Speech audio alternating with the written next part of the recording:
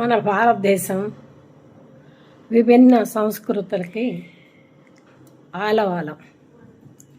400 భాషలు మాట్లాడే ప్రజలు జీవిస్తున్న ఒక దేశం అది భారతదేశం. విభిన్న సంస్కృతులు, విభిన్న తిండి, ఒక్కొక్క ప్రాంతంలో ఒక్కో పంట పండుతుంది. దాని ప్రకారం వాళ్ళ ఆహారపు అలవాట్లు ఉంటాయి. ఏ ప్రాంతానికి ఆ ప్రాంతం అన్ని విభిన్న సంస్కృతుల మధ్య అన్నిటినీ మేళవించి భారతదేశం ఉంది. కానీ మకర సంక్రమణం అందరికీ ఒకటే.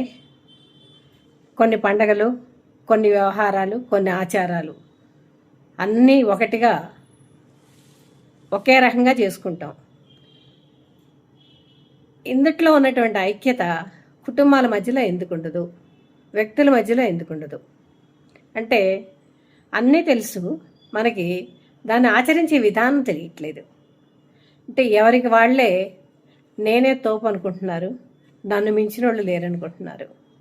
నాకు నేనే గొప్ప అనే గర్వం, ఇగో అనేది అందరి మధ్యలో చోటు చేసుకుంది.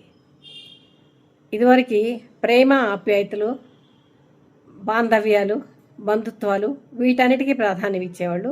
ఇప్పుడేమో స్టేటస్, ఇగో వల్ల కుటుంబాలు విచ్ఛిన్నమవటమే కాక ఎవరి స్వార్థం వాళ్ళు, ఎవరి వ్యవహారాలు వాళ్ళు, ప్రశ్నించే గొంతులే లేవు. ఎవరికి వారే యమునా తీరే. ఒకరికొకరు మాట్లాడుకునే పరిస్థితి కూడా లేకుండా పోతుంది.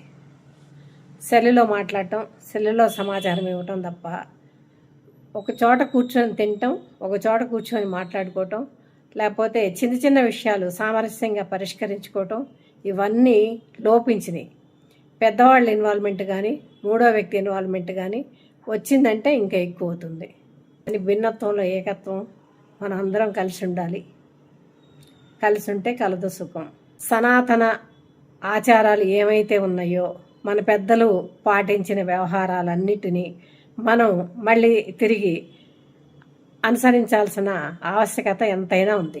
పిల్లలకు కూడా మనం కొన్ని విషయాన్ని చెప్పాలి, వ్యక్తుల్ని పరిచయం చేయాలి, పరిసరాన్ని పరిచయం చేయాలి, ఓళ్ళకి తీసుకెళ్ళాలి.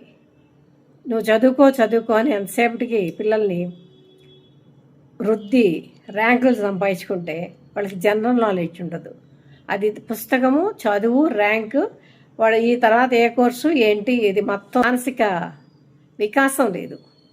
అందుకే ఏ విషయాల్ని కొన్నిటిని ఆకళింపు చేసుకోలేకపోతున్నారు.